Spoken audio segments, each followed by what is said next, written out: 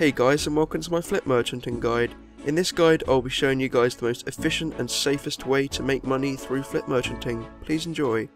Part 1. What is flip merchanting? Flip merchanting is the simple act of buying an item for a low price and selling it for a higher price. Of course, it isn't as straightforward as buying everything for 1 GP and selling it for $1 million, as there are mechanics used. This is where price margin comes into play. Part 2. Price margining.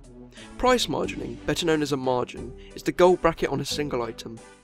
This means the lowest price the item can be bought for, the highest price the item can be sold for, and everything in between.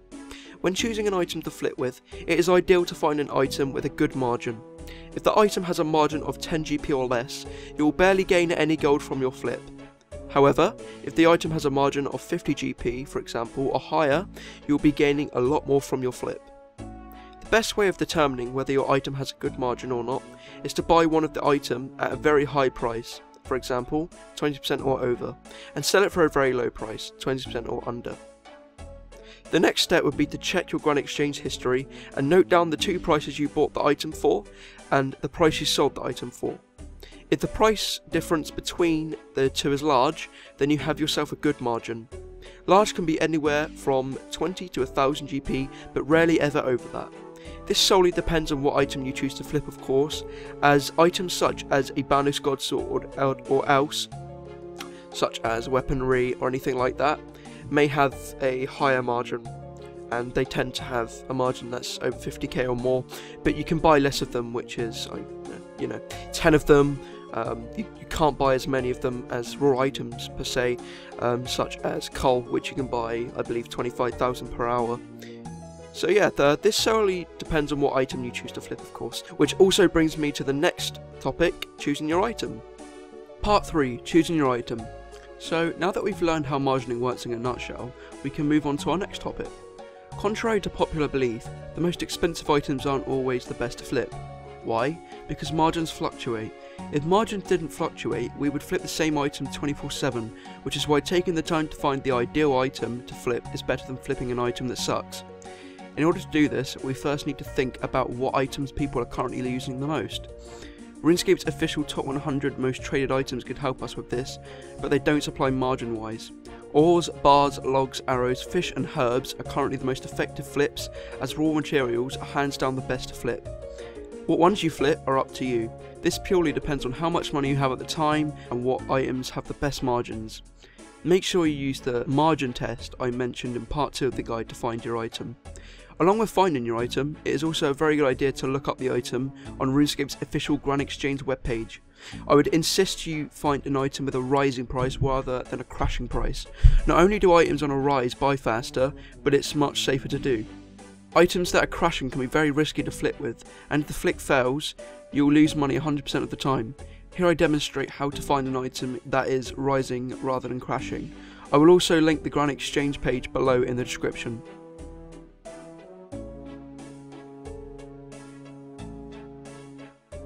Have you found your item yet? Great!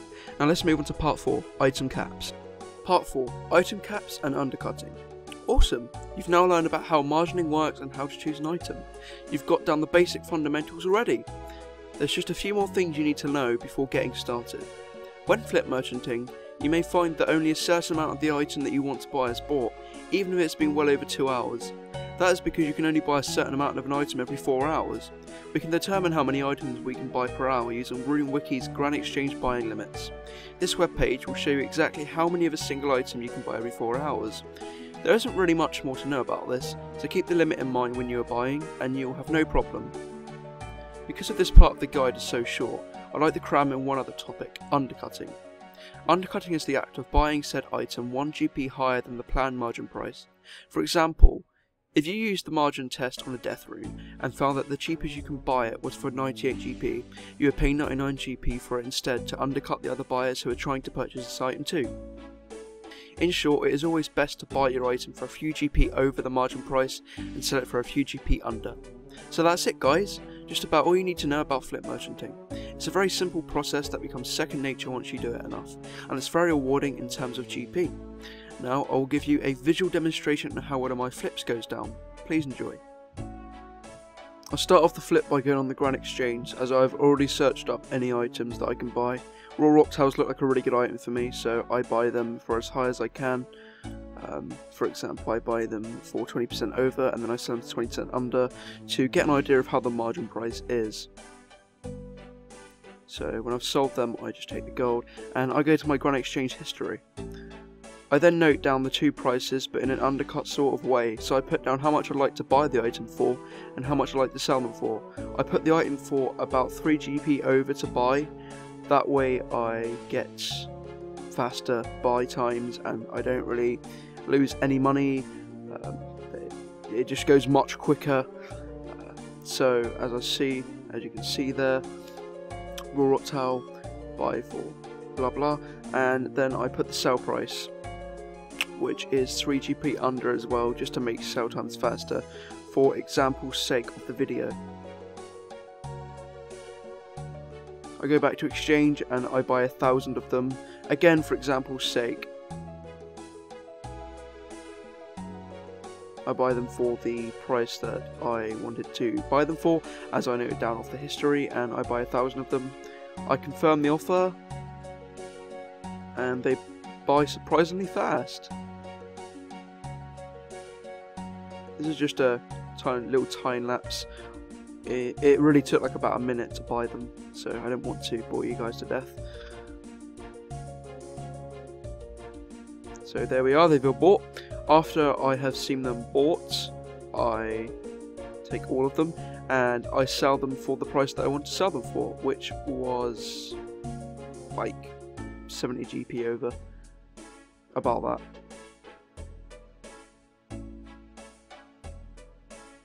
So after I put them up for sale, they all sell instantly, and that is an instant 70k gain, 69k gain from about 2 minutes of work. Not even that, like 20 seconds of work. So that's pretty much how I do my flip. Alright guys, so that pretty much wraps up the guide. It's down to you now. A few tips that I would give to you guys is to use a notepad to take down notes of prices. I cannot stress this enough.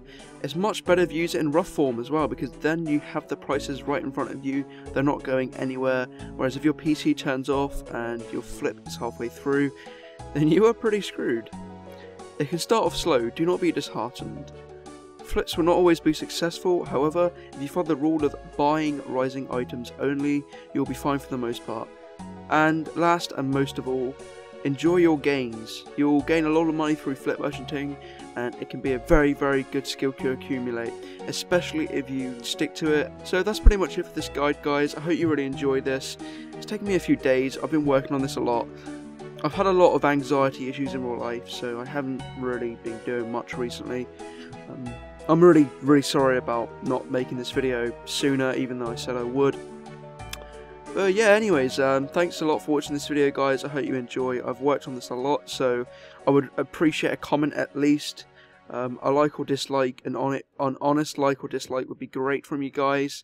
And yeah, thanks a lot for watching. Take care. See you next time. Bye.